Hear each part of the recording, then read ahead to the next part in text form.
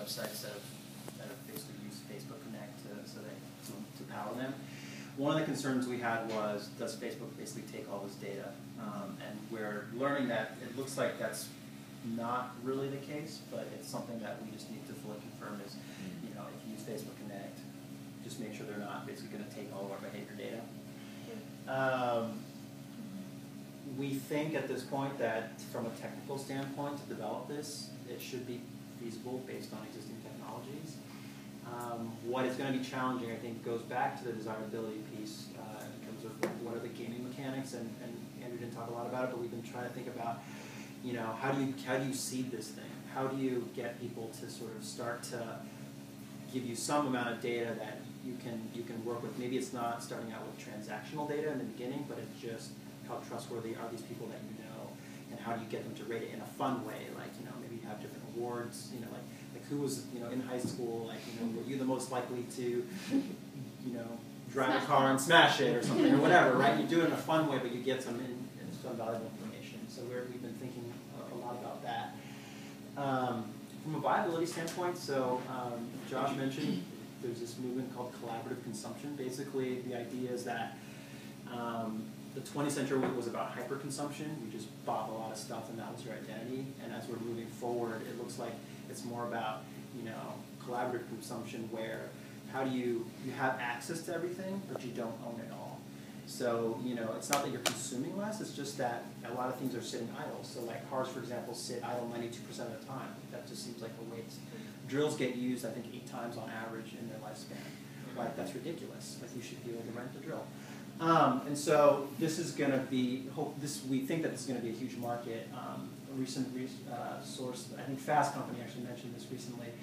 It's probably going to be a $5 billion market by 2013, and with the potential to hit $110 billion. And we think that really the key to this is shifting people from buying products to buying services. So we know that this has already happened in the automotive industry, right? That mostly they make their money from services. But you could imagine a drill manufacturer where right now they make money by producing a lot of drills. Well, that's really kind of, it's painful because they have to manage a lot of manufacturing, but maybe what they can do is they do a lot of servicing on a drill instead of producing a lot of drills because it's actually getting more usage, and maybe they build a different business model. That there may just be other business models that come out of it where they build fewer products, but they have to service it more. I think that's it, actually. There's a really cool quote we heard. I don't want that drill, I want the hole that it makes. Yeah. And it kind of transfers over to most of the stuff that we own. Yeah. I love it. Good job.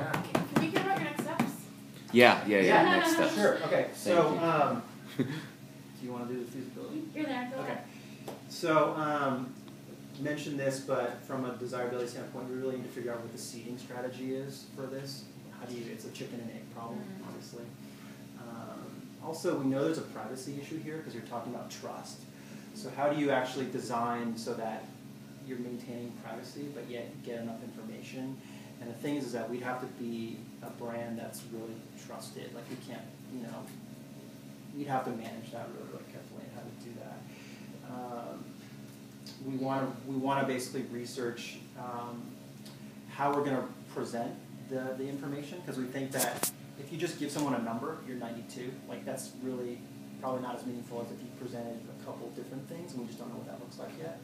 So we need to talk to some people about that. And we really need to think about the game mechanics of how do you make it fun and not kind of a scary thing. From a feasibility standpoint, again, we have to confirm that Facebook Connect isn't going to rip us off. And basically ensure that one of the biggest things that key to what we're doing is that it has to be plug and play to a lot of different sites. So kind of like this discusses plug and play for blog commenting. We need to be able to plug in the same way, and we need to make sure that that interoperability is going to be easily doable, but also if we can become kind of a de facto standard of like, this is when, you know, we become a de facto standard of, you know, a review, you know, someone who's Trust ratings. Thank you, for the trust rating.